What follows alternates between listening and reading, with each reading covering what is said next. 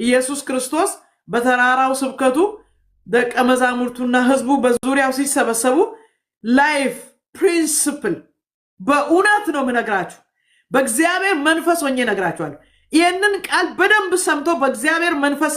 ኃይል ተማምኖ ለሚታዘዝ ሰው በህይወቱ ለውጥ ታያላችሁ ምንም ጥያቄ የለው እኔ ልንገራችሁ በነገራችን ላይ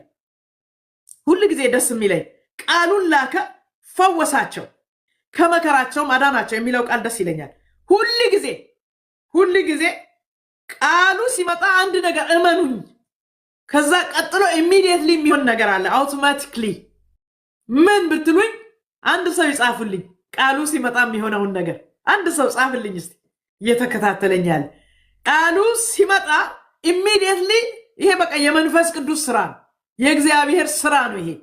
የቃሉ ኃይል ስራ ነው ይሄ የኔ ስራ አይደለም እኔ ስለተናገርኩ አይደለም እኔ ቃል ስላወጣው አይደለም ተሳሳቱ ማውጣው ቃል የለኝም እኔ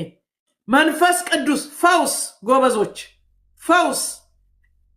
ቃሉ ሁሉ ጊዜ ሲመጣ ኢሚዲየትሊ ነው ምላችሁ በመንፈስ ቅዱስ አማካይነት አውቶማቲክሊ በህይወታችን የሚሆነው ነገር ምንድነው ብትሉኝ ፈውስ ምን አይነት ፈውስ እኔ እንጃ እኔ አላውቅም ግን ፈውስን ያካሂዳል ሃሌሉያ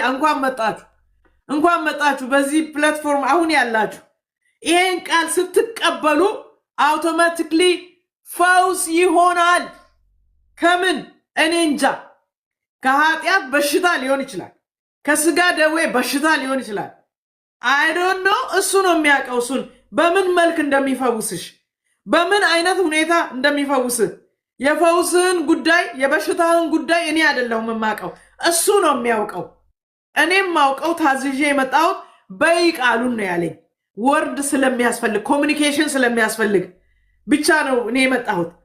ፈውሱን የሚያካሂደው እሱ ነው አሁን ነው ምላችሁ እኮ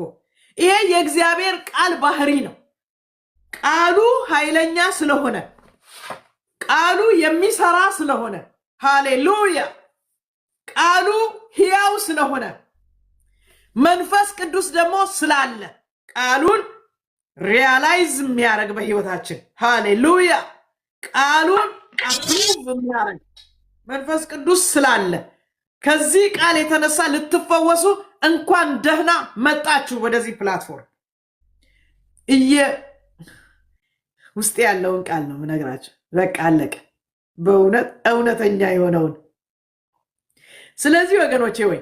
ምዕራፍ 5 ስንመለከት 6 እና 7 እያንዳንዱ ህይወታችን የየለት ተለት ህይወታችን ምን